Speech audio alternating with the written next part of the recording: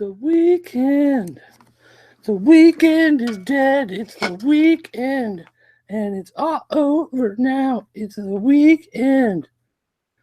Weekend is dead. Yeah. Yeah. Okay, so maybe that's not the best theme song in the world, but I tried, right? I gave you something. Don't get mad at me. I was trying to do a theme song. I don't have a theme song. If anyone out there has a good theme song, it can't be commercial music. If someone's good at making loops on your computer or something, you got something that might be kind of awesome for a quick little theme on here. I'll be more than happy to play it. But today we're going to be talking a little bit about WWE Payback, but more importantly, we're going to be talking about why WWE simply won't be good again, at least not for a long time. We actually have a way to discuss that. And then, let's see, we're going to talk more Madballs. We got something else to talk about with Madballs. And some of you might think, like, hey, Madballs, it's time to move beyond Madballs. But there are other people that think no, and they want to continue the discussion. And they actually challenged me to play with the Kid Robot ones. So I actually have some Kid Robot Madballs we're going to throw into the mix this morning. And then we're going to talk about Masters of the Universe Loyal Subjects, Series 2 from Target. We're going to do a little bit with that. So, that being said, thanks for watching, everybody. As always, I am your host, Dirt. And today on The Weekend is Dead. Fun, yet terrible stuff going on. I don't even know where to start. I mean, I guess the key thing is WWE Payback was last night. I don't even have my picture-in-picture open again. This is the second week in a row I opened up without my picture-in-picture. I don't know what I'm thinking. I don't think they can hear you, Philip. 40G is in the other room trying to make fun of me. But I don't think his voice is quite loud enough to reach in here. Maybe it is. Maybe it's not. Of course, I lost my folder. Oh, my gosh. This is the worst opening to the show. I mean, we had a great theme song to open up the show. I mean, you got to give me that. But as far as, where are these files? There it is. Oh, my gosh. This is what happens. Okay, so I used to have 3 monitors. I had 3 monitors all in a row, and I could throw all the stuff up and very easily lay out a whole bunch of stuff here. But then one of the monitors went bad. And I've got a monitor back there, but that's actually a separate computer running back there. And sometimes when there are shows running, I actually hop back on that computer and do work in the background while people are talking up here and the other stuff is on the screen. So I can't use that one, even though I would want to a lot of times. But so not having the 3 monitors really makes it tough to get the things, really where I want them all the time. And okay, here we go. There's that picture-in-picture. Then we got to click on our source, and we want desktop, app window, and no, wrong window. This is why you tune into this show. I mean, you could get good, stimulating talk, or you can get me fumbling around on the internet box here, and that's what I call the computer, the internet box, because I mean, really, let's face it, that's all it's really good for most of the time. All right, so here we're going to talk about WWE Payback. I'm going to say I didn't watch the show, and this is the first time. This is the first pay-per-view from WWE I have missed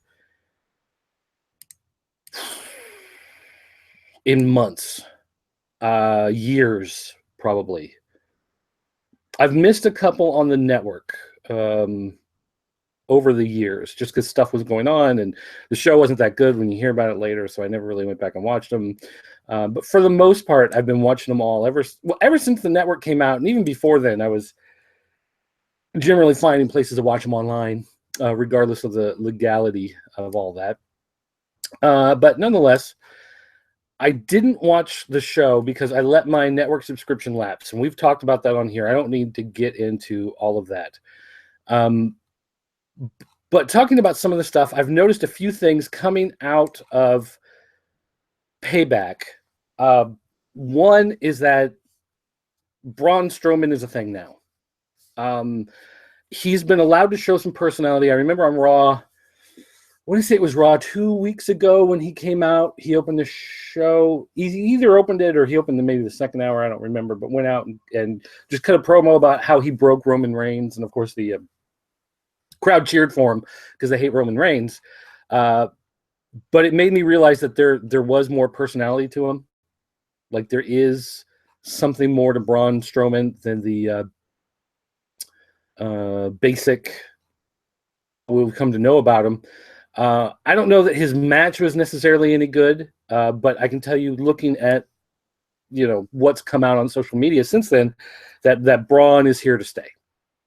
The idea to push him has paid off, and so he is now a thing, and he's going to last.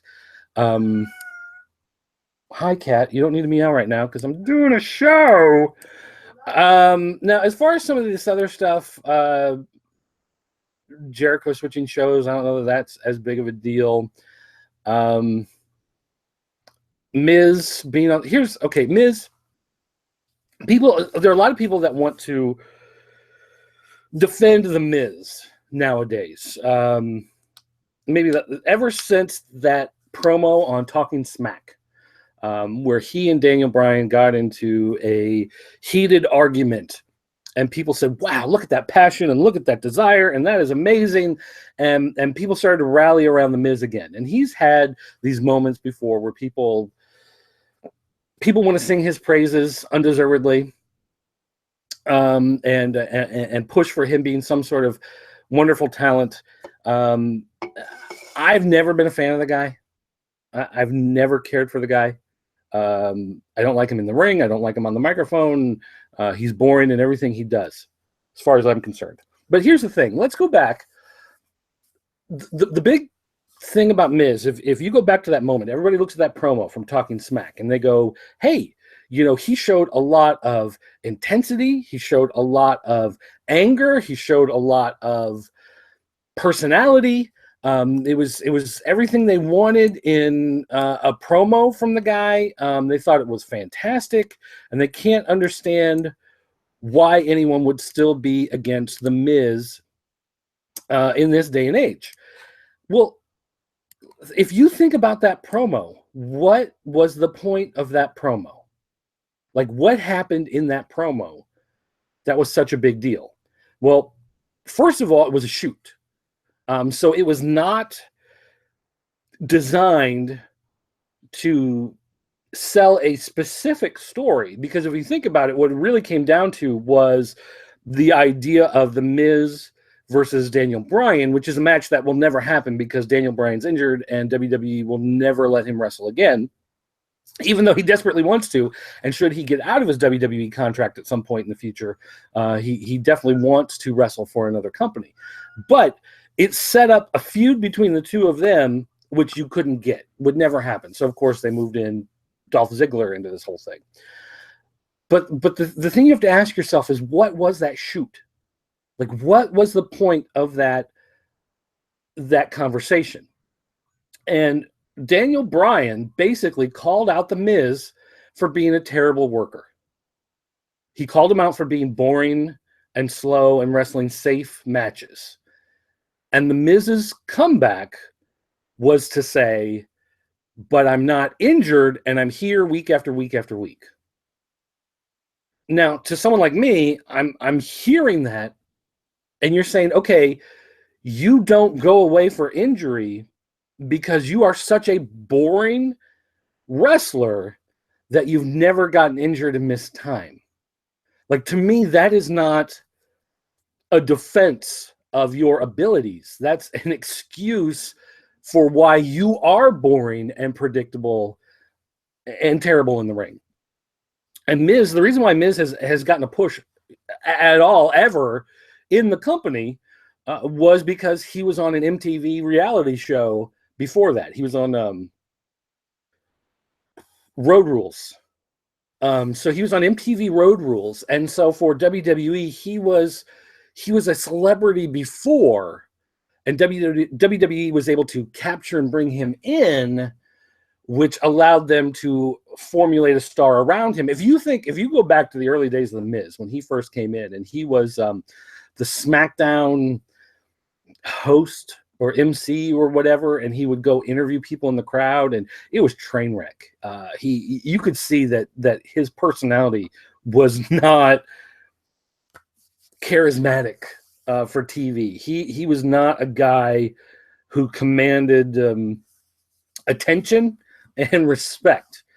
He was a guy who was there, pretty much. So when people speak out in defense of The Miz all the time, all I can think of is you're speaking out on a guy. I'll put it this way. I'm not an expert on sports, okay? I'm not the best guy when it comes to talking about sports. But you baseball fans out there, someone who is a fan of baseball, chime in here. Back me up. Hit me up on Twitter. Jump into YouTube on the chat, whatever. Leave a comment on the video if you're watching this, on Thursday, whatever. Baseball, okay? I can remember years ago when it was Nolan Ryan, right? The guy who played like hundreds of games, never took a night off. And finally, he said, I'm going to take a day off. He's like, it's finally time to take a rest. I need a break. It's time to let that streak of always playing games go. And so I remember I was at a friend's house. He was a big baseball fan, so of course he's watching the game, and the game comes on, and they do this thing where, I guess the team like came out or whatever, and Nolan Ryan comes out of the dugout and he takes off his hat and he, kind of waves to everybody, whatever, and they, make this big deal about the fact that he played these, I don't know, was it 300 games or 400 games, whatever, never took a break, and now he's finally taking a break. And, I not being a baseball fan and not really knowing the enormity or the scope of this story, just seeing, what's unfolding here on TV while I'm sitting there, I said something like, "Oh, he's finally taking a break. I guess that's a thing. That's I guess good for him, whatever." And the guy I was with said, "Yeah, good. It's about time." And I'm like, "Whoa! Like, you're upset that he's taking the time off, or like?" He's like, "No, I'm happy because he's not a good player. He's a consistently mediocre player, but he's always out there, and they always have to put him out there because there was this streak that he always plays the games." And that's how I feel about the Miz. Miz is a consistently mediocre performer. He doesn't have matches that blow you away. He doesn't have a personality that makes you want to tune in. He's always there to fill time when you need someone to fill time. And I guess that's his consistency. But that is not the hallmark of a Hall of Famer. That is not the mark of a guy who needs accolades. That's the mark of a guy. That's the mark of Kane. Kane had some awesome stuff for a few years, and then he got older, and big guys like that, tall guys, their bodies start to break down after a while. They take hits a lot differently. They don't recover as well, and as they get older, they start to break down. And Kane, from 2003, 2004 to, I guess, last year was the last time he wrestled. I don't think he's wrestled this year at all. He may have come out and thrown somebody over the top rope and then got pinned or something random. But, otherwise you haven't seen Kane. Kane for the last, 10, 12 years, he's been a consistently there performer. And that is the Miz. That is the Miz's entire career. Even when it was him versus John Cena for the WWE Heavyweight Championship of the World, Miz was consistently present in the match. Not good. Didn't blow you away on promos, but he was there. So that's a thing. And I just don't. I don't like comparing him to someone like Dolph Ziggler. Dolph Ziggler is a consistent B+ player. He's not a top level guy. And maybe he would have the ability to be a top level guy if it wasn't for the terrible booking in WWE. But he's a much much better talent by massive degrees than a guy like The Miz. If you remember the gimmick that Dolph Ziggler was given after the Spirit Squad broke up. I mean, we all know the Spirit Squad, and that was kind of awesome. But the Spirit Squad, after that broke up, and there was really no, storyline for a lot of these guys, they said, your name is Dolph Ziggler, and you just say it over and over. And that was his gimmick, is he would walk up to people and shake their hand, and Dolph Ziggler, I'm Dolph Ziggler. And that was it. That was the whole gimmick, was he said his name over and over. He always introduced himself to people. That was it. That's all they gave him. And yet he was able to turn that into something. It became a narcissistic character. He turned it into the ability to be interesting. Like the fact that he is even there with the gimmick he was given shows you the difference between a guy like Dolph Ziggler and a guy like Heath Slater. Heath Slater has been given some fun gimmicks, but they never really worked in anything. They never became anything. The fact that Dolph Ziggler has been the show off and the show stopper, whatever names he's used over the years, the fact that he was able to build something out of nothing, that shows you the type of talent that he has compared to a guy like The Miz, who's got nothing. Absolutely nothing. That's all I'll say about that. I'll leave it with that. The Hardy Boys retain their belts because WWE still hasn't figured out the rights to deletion. From what I understand, WWE wants to buy the rights to deletion, or at least give the Hardys the ability to buy the rights to it and use it in WWE. So WWE would either own it, or they wouldn't owe the Hardys for using it. The Hardys would just be able to use it. Whereas TNA wants to license it. TNA says, we own it. It was developed on our TV. It was developed with our people. It was part of our program. So we own the rights to Brother Nero and deleted Matt Hardy. And if you want to use those, then pay us a fee. And WWE doesn't want to pay TNA to keep them in business so that they can use this gimmick. So they're trying to work out some sort of deal. And here's the thing: when the Hardys came into WrestleMania, Broken Matt Hardy was fixed. So Broken became fixed, and Matt Hardy now as tag team champion is fine until they can get that broken, deleted stuff from TNA. They're going to remain fixed. As soon as they can get those rights, and either they're low enough that WWE is finally is willing to capitulate and say, fine, it's cheap enough, here's some money, go away, or they're able to buy the rights outright. Until that happens, Matt Hardy's going to be fixed, and they have the titles.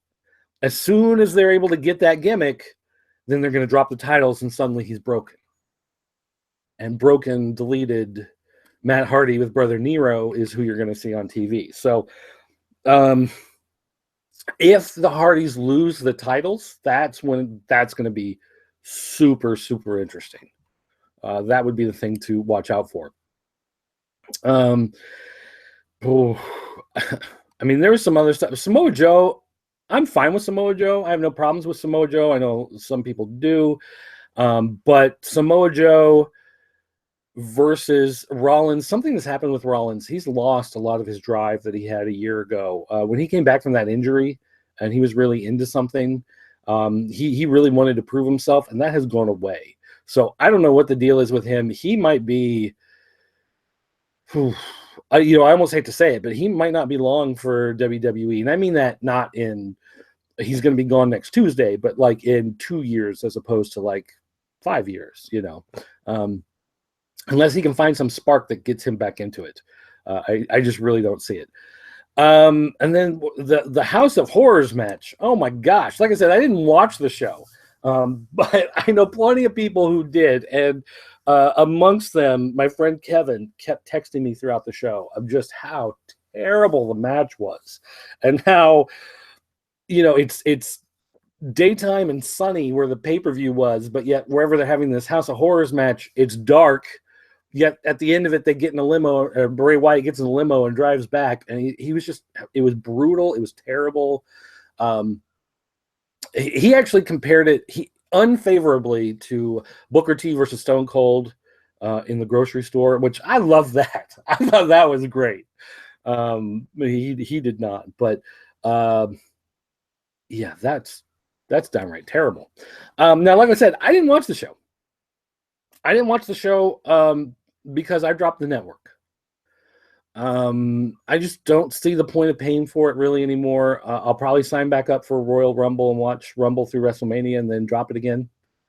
Quite honestly, if there's a pay-per-view I want to watch, it's $9.95 and I can watch it for a month. And I can watch that pay-per-view for $10 versus the 40 or 50 or 60 or 70 I would have paid in the past. But honestly, I came to the realization, as much as I was upset with the product that WWE was putting out, it wasn't going to change. It was never going to change. And the reason for that is because WWE, at the point where it's at now, where to me, in my mind, it's at one of the lowest points creatively it's been in a long time. Let me show you this window. Let me go in. Where's my camera control? There it is. WWE really doesn't have any reason to change. And a lot of people would say, well, they need to work on creativity. They need to work on this. They need to work on that. But the truth of it is, they don't need to change. Oh, there's the window. Let's move that. They don't need to change anything because this is their stock. Okay? This is WWE stock right now. WWE stock is profitable. Let me see if I can pull this up a little better. When you look at this stock right now, their stock is at $21.42. And if you look at this bar, you can see right here there was this giant spike where it went up to $30. That was when they were doing the negotiations for the TV rights. And they were talking about how much money they were going to get. NASCAR gets so much money, for doing their TV show. And we're looking like, we're for the same market. And we're going to get all this money from our, TV rights and whatever. And the speculation pushed it up and pushed it up and pushed it up and pushed it up. And finally, it got to this, huge $30. Because at the time, before it started going up, it was like at $10.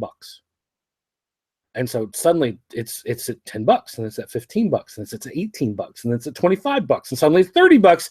And then the deal comes in, and they realize they weren't getting all the money, and it had this huge drop off, and it went back down to $11.27. Now, $11.27 was still higher than the $10 it had been at before. $9.24 where it had been, for a long time, in that range of $8, $9. Suddenly it's up at 11, even though it skyrocketed to 30 and then dropped. So it made a whole bunch of money and then dropped a whole bunch of money. It was still higher than it was. And then we see this march, and it goes up and down and up and down and up and down and up and down. But you can see the trend going up. It is going up the entire time. It may have these fluctuations of up and down, but the trend is upward. So even now, right now, it's down 1 cent. It is at $21.42. Still, $21.42 compared to the $11 they were when you found out that the rights they were getting for TV were not as good. That's a $10 rise over the past couple of years.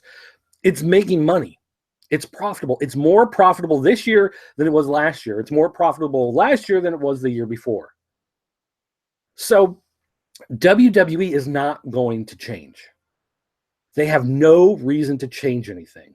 People who hate John Cena and they hate Roman Reigns and they say WWE needs to stop pushing these guys.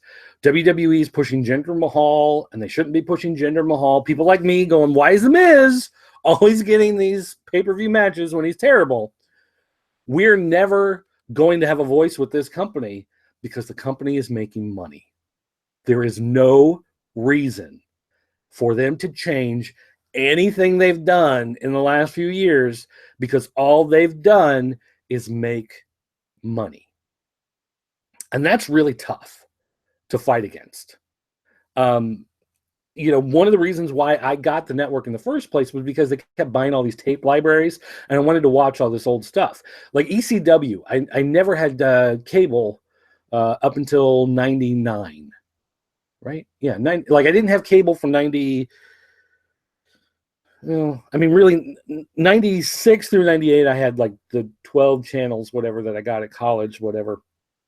But I mean, I really didn't have cable until 99.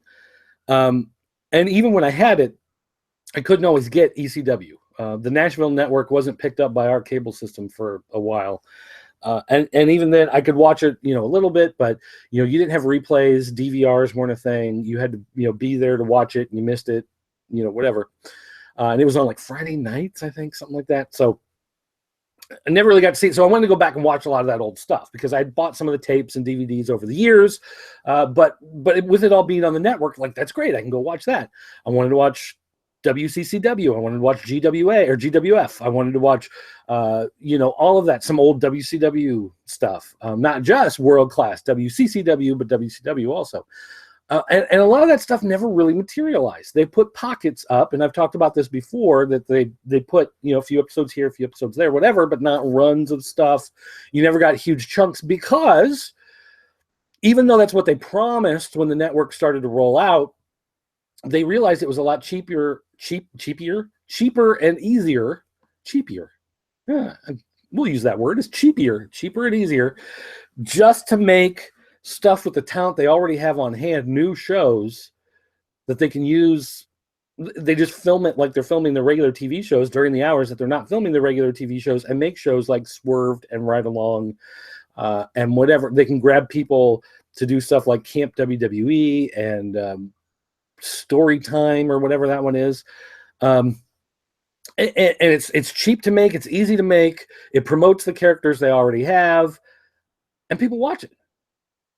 I remember it was a big deal for the WWE Network when they got the rights to Total Divas, and then they could play the reruns of Total Divas. I don't watch Total Divas. I don't care about Total Divas. I've seen one episode of Total Divas and 3 clips, promotional clips that they sent out of that show. The entire time it's been on, that's all I've ever watched. Hated it. Made me hate the Bellas even more. Everything I see on Total Divas about the Bellas makes me not like them personally as people. Okay, I didn't like them as performers, but then seeing how they are in real life makes me respect them even less. And so I am not the demographic they're going after, because that demographic loves this stuff, and they love it to the point that they're happy with the current product, and the current product is profitable, and it just keeps going up. So, I mean, WWE just isn't going to be the product for me. It's just not. It's not heading in the direction I wanted, and there's really nothing I can do about it. So, you know, for the time being, I'm going to tune in. What I've done the last few weeks, honestly, is I DVR'd Raw and SmackDown, and I watch them on fast forward and slow them down when I want to see something. So I'll watch a little bit of this promo. I'll watch this match. I'll watch that match. See where the main event's going, and then sometimes I'll watch all the way through to the end just to see how the main event ends, and then I turn it off. And it takes me about 10 minutes to go through a 3-hour show of Raw. And it's, I mean, honestly, it's the best way to watch it nowadays for someone like me, because so much that is filler and garbage I don't like. So WWE is not going to change. If you hate Roman Reigns and you say, I don't want to see Roman Reigns on TV anymore, stop watching the TV, because it is not going to change. I don't like The Miz. I don't want to see The Miz on TV. It's not that big a deal.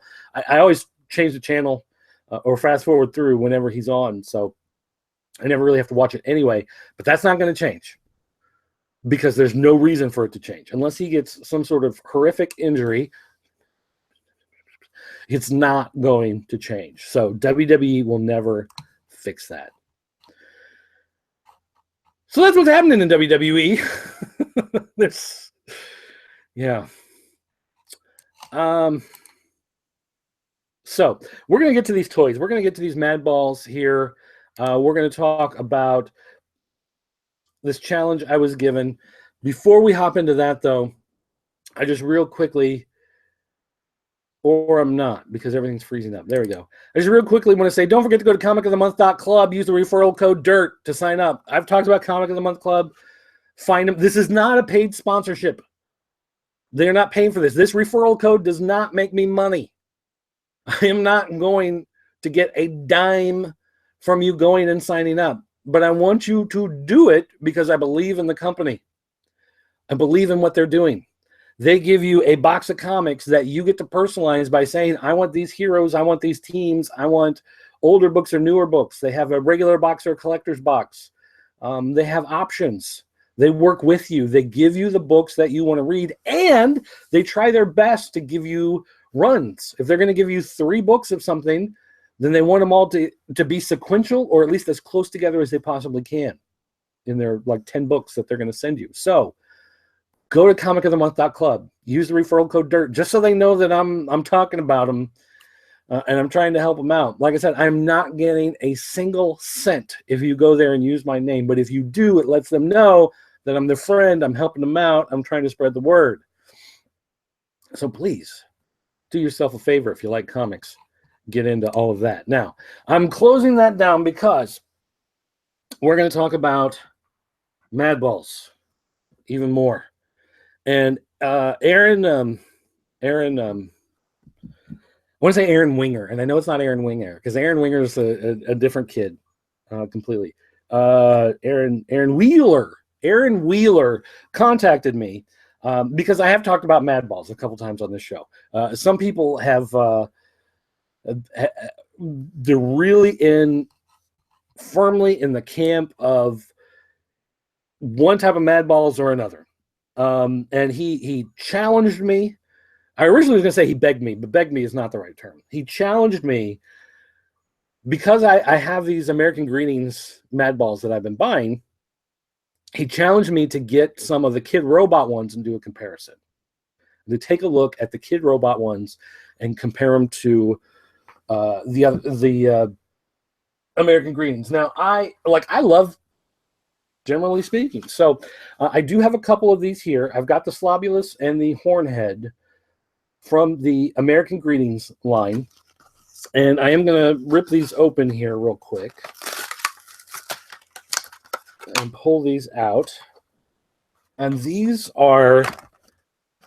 they're basically just big versions of the smaller ones that I've opened before. So if you've seen me on this show talking about the Madballs and opening them in the past, let's just for a comparison. Here's the little Slobulus from the blind bag, and here's the big Slobulus that you get, and it is exactly the same. If I can twist it, they're exactly the same. In fact, someone even told me, and this is one of the reasons why they didn't like them. They didn't like these ones is because they told me that these were sculpted, 3D sculpted in the computer, and then just sent through the machine in order to make them over and over and over again. And so that's why the little one is exactly the same, because they just use the same 3D model. Whereas they say the Kid Robot ones are hand sculpted like the old days, and they look more like the old figures. So you can see, if you look at this, the old ones never had an X over the eyeball. He's got that little modern day, which I could do without that little hair tuft at the top. I'm not a fan of those hairstyles, whatever. But nonetheless, there they are. So I've got these. They're foam. They're like stress balls. If you remember the stress things you have, or if you've ever donated blood, honestly, if you've ever donated blood or platelets, and they give you the thing to hold on to, and you squeeze and let go. You squeeze and let go to get that blood flowing through your arm as you donate blood to somebody else. That's the foamy stuff that it's made with. So I got the Hornhead and the Slobulus. And then as far as the little ones from Kid Robot, we got the insect guy, we got the screaming eyeball guy, we got the mummy guy, and we've got the skull skull face, skull head, whatever. So we're going to open. I have 2 of these blind box keychains and 2 of these blind box figures. And we're going to open them up and we're going to compare them. I hope, please, I hope there's a Slobulus in these. That's my guy. That's my favorite character. But we're going to compare them. And he wanted me, Aaron, who contacted me, he wanted me to really take a look and compare the 2 because he feels like this is a much superior product. Now, the difference is this is a $4.99 product, whereas this is a $2.99 product. Okay. This is I think this was $9.99. Got the receipt here. These were $9.99 for these boxes, blind boxes. These were also $9.99 for these figures. But the difference is you get to pick these. Now I know the Kid Robot also make ones that you can see. They come in like a little mesh bag hanging on a little header card. Anyway, but I can't find any of those. They're sold out. I could buy them online and whatever, but I didn't feel like messing with that. So I bought some of these at retail so I'd have them right here instead of waiting for them to come in through the mail. But the difference is this is blind box for $10. This you get to pick the one you want for $10. That to me, that's a big difference right there because I want the ones I want. I don't necessarily want all of the other. I don't want Freaky Fullback. I don't necessarily want Swine Sucker or Wolf Breath or Snake Bait or Bruise Brother. I hope there's a Slobulus. That's all I'm saying. So let's open up this blind box keychain. And inside the box, we have a foil envelope. Crinkly, right? There's no way. Now, I just want to double check. On the American Greetings ones, they do have a code stamped on there. So they don't tell you what it is, but if enough people buy them and look through all the codes, you can figure it out. But I do not see a stamped code on here. There is no way. Yeah, there's no way to figure out what you're getting. So, all right. There's a little spot to open it up. And we have Skull. This is Skullface. Is that his name? Yes, Skullface. Okay, so he is modeled after the original Madball, Skullface. And here is the remake of him. So you can get an idea that they are still the same basic idea, except he is pretty much a skull all the way around, whereas this one has like this extra little head, like the brain is its own head growing out of that. But for comparison of the two, you can see that this is modeled after the original one. Now, here's the thing. This is hard. This is this is like hard vinyl. This is very heavy. This is, it's the same squishy. This is like a weapon. Like, honestly, like, put this in your hand. You get into a fight with somebody, get a good grip, and bam, and you could probably hurt somebody with this thing. This is tough. Now, you can see it has a lot more detail than the original Madball. You can see it's got a lot of texture to it. They added a lot of extra dimension to it. And the one thing I will say that's nice is it is a keychain, which is a little like whatever, but it does have a clip. So you can unclip it from that keychain and actually clip it on somewhere else. So if you want to clip it on like a zipper or something, whatever, you do have that ability to do something else with it besides just using this ring. So there are other options available, but I didn't expect it to be as hard and solid. I don't necessarily like that. I like the squishiness, like the original Madballs, but it does look good. It is a nice look to it. There is a lot of texture to it. And I'll probably, it's just a eye hook that's stuck into it, making it a keychain. I will probably attempt to unscrew that and turn it back into just a plain ball. I don't know if I can do it now. I'll probably have to grab like pliers or something, but yeah, okay, it's interesting. All right, come on, Sloppy, let's open this other one, this other little guy. Crinkly, crinkly, crinkly. Open them up. Open them up. What do we get? Oh, we got the Wolf Man. Wolf head. Wolf breath. Wolf breath, yes.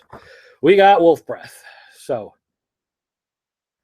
again, sculpted is nice. A lot of texture, a lot of detail. You can see all the hair has been sculpted. It's not just a flat thing with a few lines in it. They actually put, a fair amount of sculpting into it. Although it's weird, you can see, I kind of noticed the jaw on Skullface looked like it was a different piece put on there.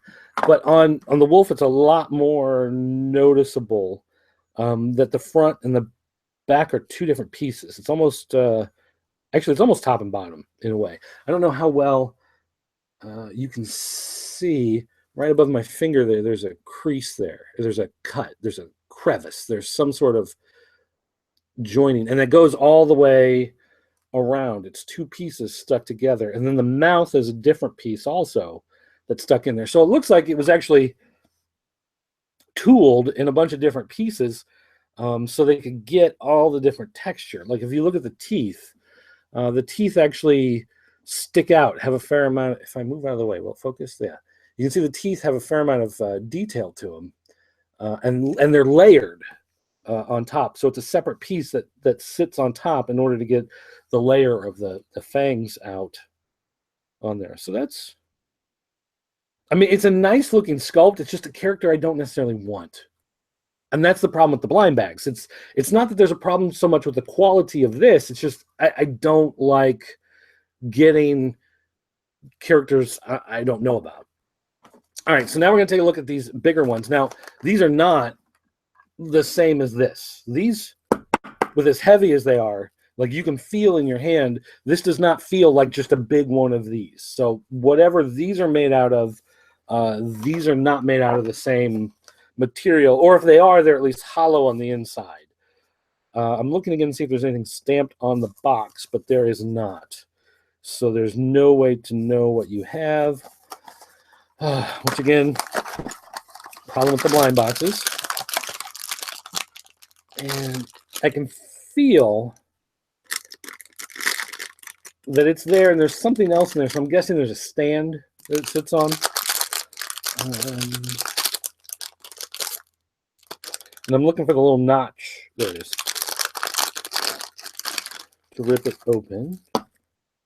And we got Hornhead. Okay, that's cool. So we can straight up compare the two Hornheads to each other. Now you can see it's a little bit smaller, and it's again, it's tough.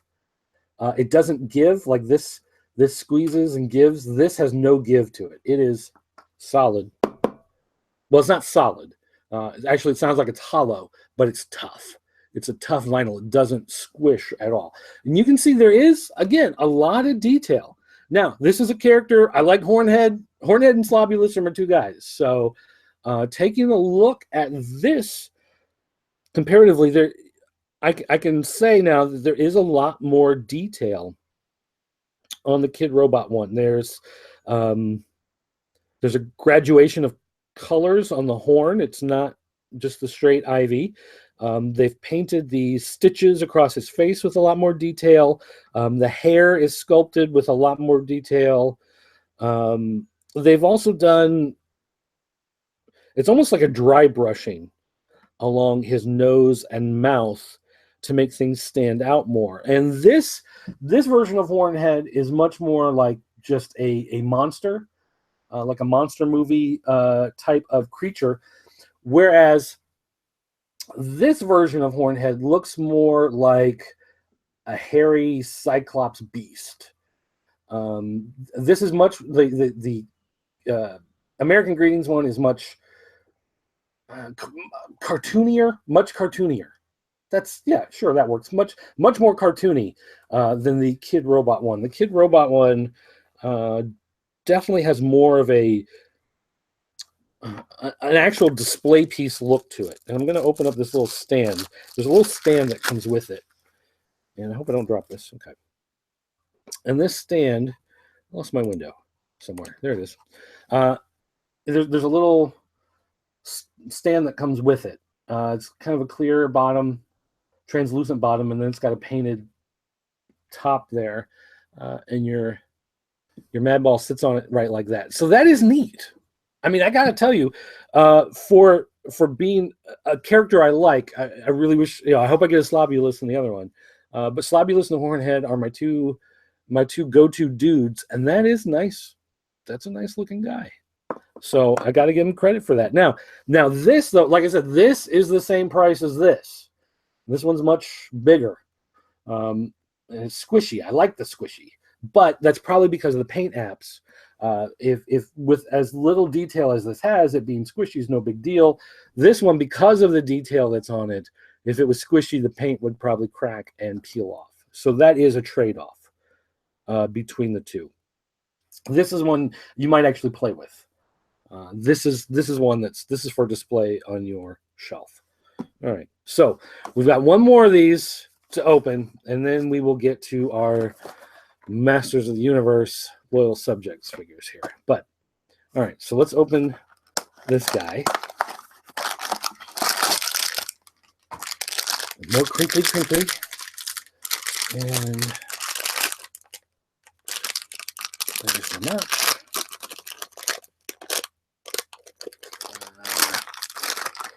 And the dangers of the blind bag once again rear their ugly head. And I got Bruise Brother, which is, I don't know if he's supposed to be football or, I don't know. He's got horns. Maybe he's supposed to be some sort of Viking guy with bullet holes. I'm not sure what it is. Sculpted well. I mean, it looks nice. You can see there's a fair amount of detail on there. Again, the paint apps. It's an ink wash. That's what it is. He's sculpted with hair all over his face, and there's an ink wash. It's not a dry brushing. It's an ink wash in order to give some depth to the cracks on his face. I'm not a fan of the character. I'm not a fan of the look of it. It is a little weird when you look at one of the things about some of these figures. For instance, there's a skull and crossbones on the side of his helmet. Okay, cool, whatever. Except they're raised. See how they're raised like that? Why would he have a sculpted skull and crossbones? Like, that should be flat. That should be more of a paint application issue than something actually sculpted on there. It's it's a judgment call, whatever, if you're gonna put it on there. But you can see, because of the detail, they put these slashes in his head. You can see they're painted. Again, there's an ink wash to give it some depth. But then you can see there's two more gashes here. There we go, because everything's backwards with the camera setup. But you can see they didn't put any detail into those. So there's two sitting there that are unpainted, that have nothing really to them. They just have a little bit of the ink wash because the whole thing got some, apparently. But they don't have the same paint apps. So that's a little weird. I mean, it's a nicely sculpted figure. It's just not the one I want. So I paid $10 basically to get a character that I don't care about. That's why I hate these blind box things. So, I mean, getting the skull face one was kind of okay. The Hornhead I'm happy with, but I'm not happy that I spent essentially $30 to get one miniature Madball version of a character I like. Like, again, it's sculpted nice, but the blind box thing just... And I'm getting ready to open two more blind boxes here with Masters of the Universe. So, all right. I think that's going to be it for Madballs. I might go online now and buy a Slobulus just to complete the collection. Honestly, I'll probably give this away. If there's someone who wants it, let me know. Oh, yeah, of course, you'll take it. You don't even know what I have. Yeah, it doesn't matter. He still wants it. All right. Now, what I'm running into next are the new Loyal Subjects Masters of the Universe figures from Target. This is Wave 2. This has the Filmation...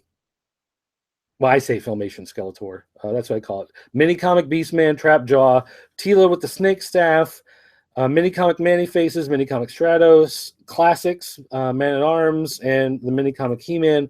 Rare figures, Gold He-Man, Fake Ore, Blood Metallic Skeletor, Slime Pit He-Man, Triclops from the Mini Comic. Okay, so honestly, looking through all the ones that are available, and again, this is the danger with Blind Box. I don't really want the Beastman. Tila with the Snake Staff, I don't want, but I know people who do. So, I mean, I can always give that one away pretty easily. Stratos is a character I never really cared much about. But the Manny Faces, the Man-at-Arms, He-Man, Skeletor, Trapjaw, I'm fine with all of those. Now, as far as the chase figures go, Gold He-Man, I don't really care. Slime Pit He-Man.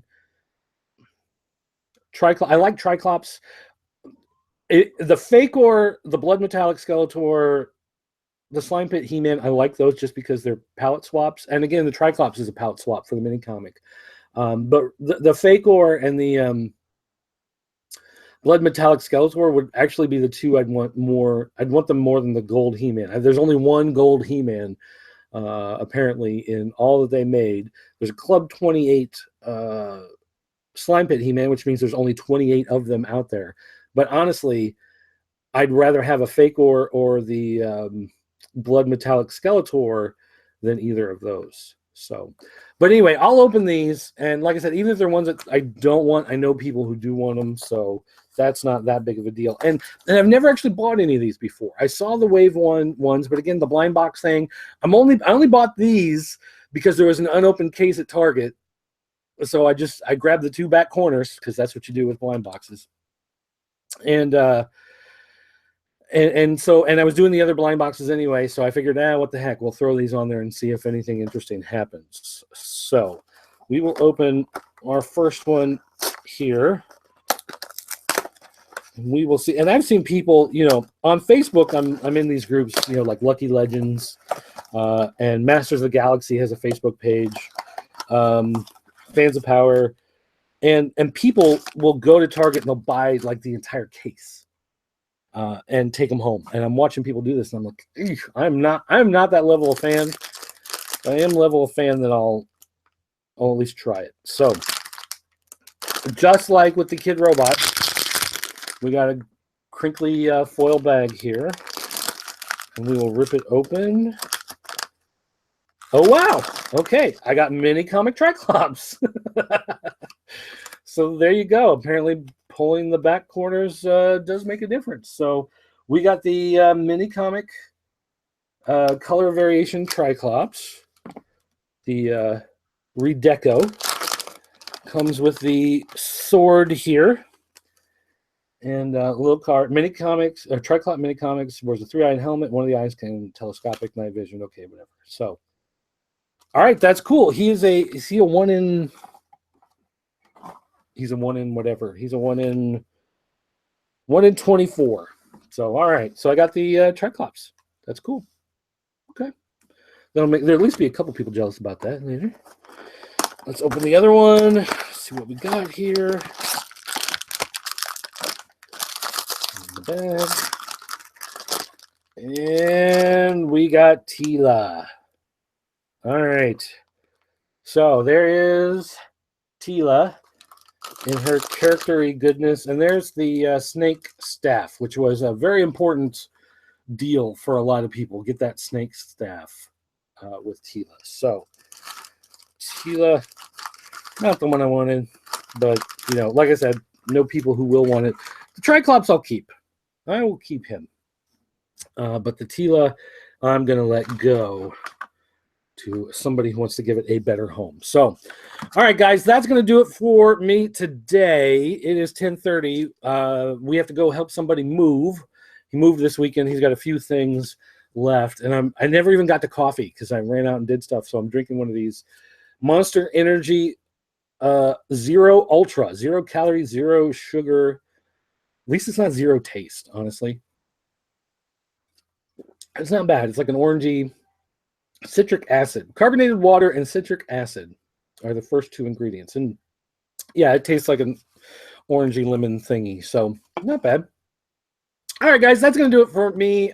Thanks for watching. Don't forget, if you want to leave a voicemail message, you can call our 24-hour voicemail line. It's area code 217-953-4025. Don't forget to say your name, because when you leave the message and you don't say who you are, I can't really shout out to you, but thanks for listening. Also, you can find me on Twitter at PCN_dirt. You can find me on Facebook. It's facebook.com/VGLosers, Video Game Losers. That was the whole site originally that spawned into popculturenetwork.com. So you can find me on Facebook there. You can send me an email, dirt@popculturenetwork.com. That's going to do it for me, guys. Thanks for watching. I'll see you next time.